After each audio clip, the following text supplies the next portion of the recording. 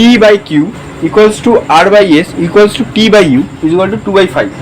তো এখানে P by Q সমান সমান 2/5, ঠিক আছে। আর বাই এস, এবার আর বাই এস সমান সমান 2/5 আর টি বাই ইউ সমান সমান 2/5, প্রত্যেকটার ভ্যালুই 2/5। তো এবার কি করব, তারপর বলেছে পি এর, তার মানে পি এর কত হবে, পি এর মান 2x, P is equal two আমি লিখতে পারি 2x আর Q is equal to 5x, এখানে R is equal to 2x, S is equal to 5x আর T is equal to 2x আর U is equal to 5x।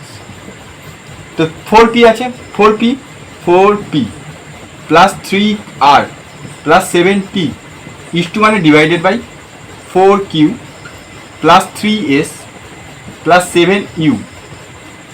তো আমি 4p মানে p কত 2x, তাহলে 4 ইন্টু 2 মানে 8x লিখে দিই একেবারে, 3 ইন্টু r মানে 2x, 3 ইন্টু 6x আর t এর ভ্যালু হচ্ছে 2x, তো 7 দুগুণে 14 14x। এখানে হচ্ছে 5x কিউ ভ্যালু, তো 4 5 20x 20x, তো এস এর ভ্যালু 5x 15x আর 7x এর value 5x 35x। Your value হচ্ছে 5x, তো 35x। তো আমি এটা যোগ করি, 14 4 20 আর 28 28x, এটা হচ্ছে 35 15 50 50 20 70 70x। তো x কি হবে, কেটে যাবে, তো একে 14 দিয়ে কাটলাম 14 গুণ 28, একে 14 দিয়ে কাটলাম 5 14 70 মানে 2/5, এটা হচ্ছে আমার আনসার। তাহলে এই পুরো ভ্যালুটার মান কত হবে 2/5। এটা সিএইচএসএল এসেছিল।